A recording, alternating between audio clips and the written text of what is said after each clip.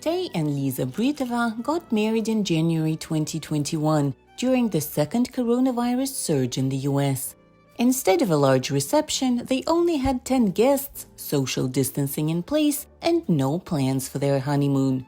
They had dreamed of going to Europe or Latin America, but decided to wait because of the pandemic.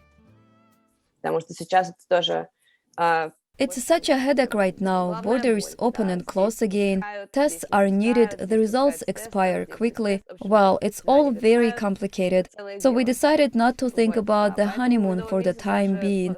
For now, we hope to have a big reception in October 2022, and then maybe a proper honeymoon in 2023.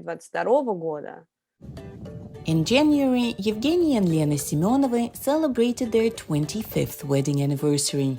They had planned to celebrate at a Maryland restaurant with family and friends, but large gatherings were prohibited because of the pandemic.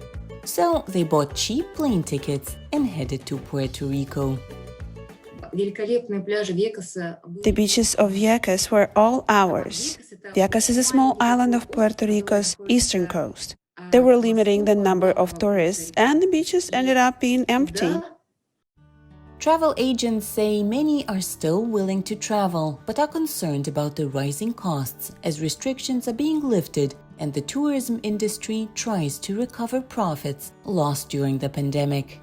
Agents say many are opting to stay closer to home. Before, popular honeymoon destinations included the Maldives, Europe, and Southeast Asia. Now, many Americans are heading to Mexico, Hawaii, Costa Rica, and other Caribbean destinations.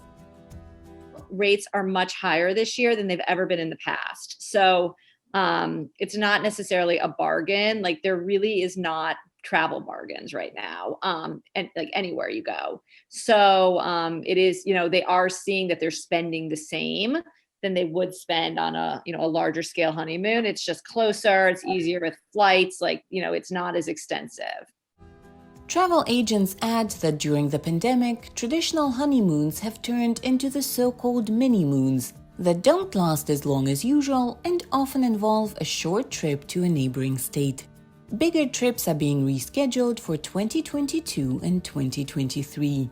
There are so many rescheduled trips that travel agents warn by the end of the pandemic we could see a honeymoon boom with a shortage of specialized suites, venues, and hotels.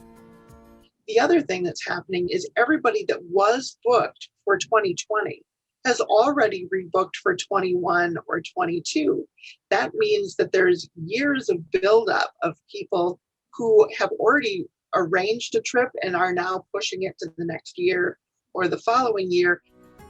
However, the pandemic brought some good news to the marriage industry. Since reception parties were much smaller, couples spent a lot less on their big day. Travel agents say they're spending those savings on their honeymoons and celebrating in style. For Valentina Vassilieva in Washington, Anna Rice, VOA News.